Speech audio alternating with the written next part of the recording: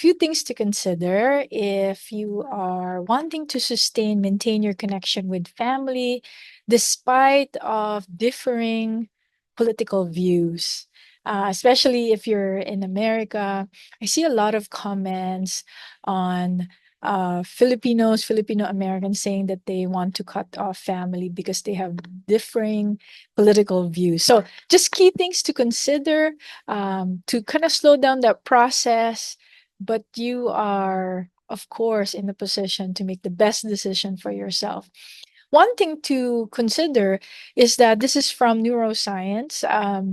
We, by our brain, we are designed, and our body, to move closer to what is pleasurable to us, and what move away from something that we deem to be painful or something we don't want to repeat again. Now, meanings mean everything, so our interpretation will be different. So, what would be pleasurable to you might be different from another person. In fact, they might be um, just oppose. So, which means whatever is pleasurable to you might be painful for someone else.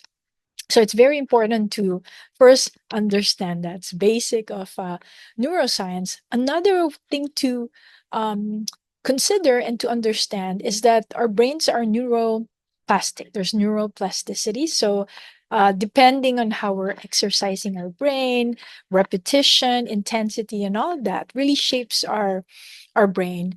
And so if you are consuming only liberal information, for example, and hanging out with liberal people and their ideas, it is likely that that is what would shape or influence your frame of mind, your opinion. And it's the same if you're more conservative. So, knowing that science, knowing that that is the science, it might be helpful to slow down, to also especially the speed of how much we take in information. There is a study by two German researchers. I forgot their names, but two German, they basically did a research on when you give one group of people a list of things to memorize.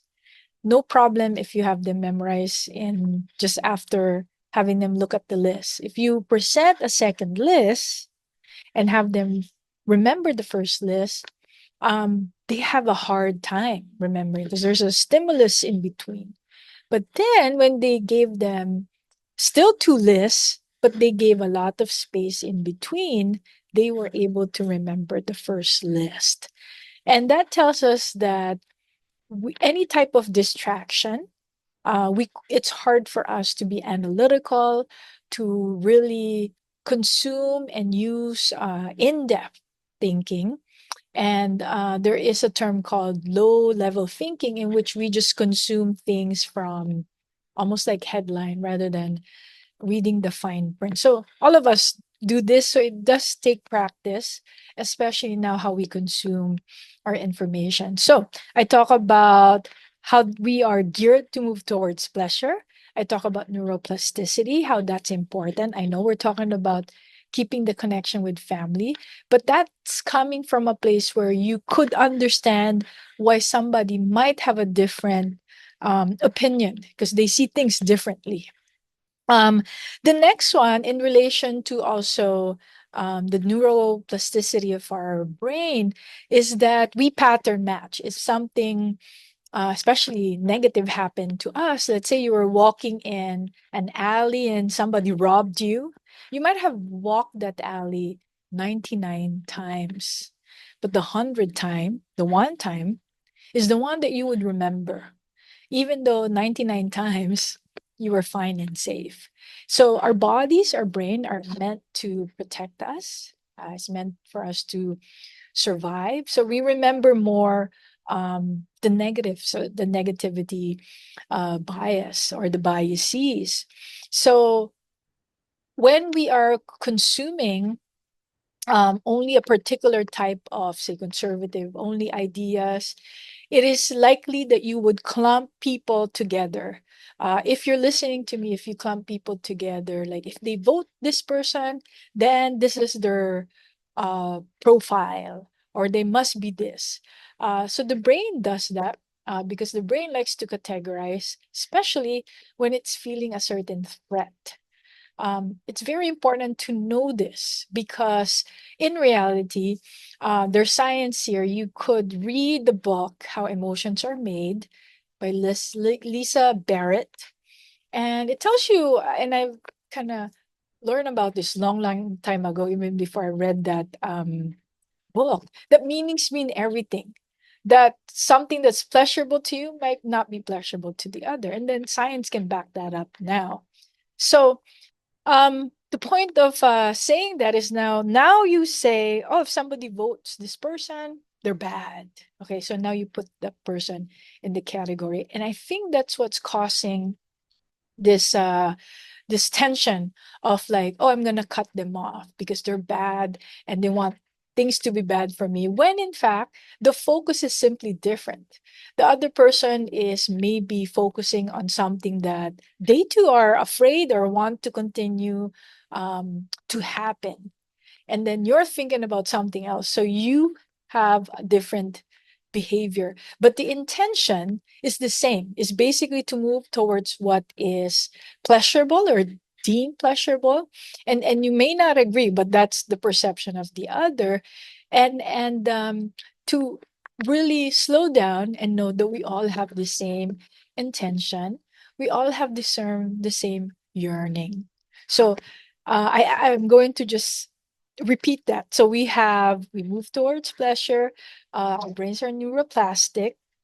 We pattern match, and we focus on different things. You know, somebody might be focused on the environment. Somebody might be focused on, you know, the educational system. So just know we have different differences in focus. Um, what to do, you know, different ways to kind of make your mind, your body more malleable is to listen to different viewpoints. If you are just listening check out your YouTube feed. If you're only listening to the same viewpoint, um, be weary. Listen to other viewpoints, but don't listen to other viewpoints in which you don't like the person who's speaking. It's essential to listen to another viewpoint, but you kind of like the person. That's essential. Um, in line with this, hang out with people that may be very different from you, their opinions, but they're actually not bad people. At least you don't categorize them. So again, just sharing these things to slow down. I've read a lot of comments, not specifically in my feed, in which people are like, yeah, they are going to cut off ties. Also, your political views might change, but your family does not. And to just slow down, I do trust that you will make the best decision for yourself. And if you end up, you know, doing that, I hope you find joy in that. But I just want to give you a different, or share with you a different perspective. I hope this has been helpful. This is Roanne Digia Samuels, licensed marriage family therapist here in California. Ingat po kayo, and don't forget to visit the blog calamansijuice.com for more. Bye now.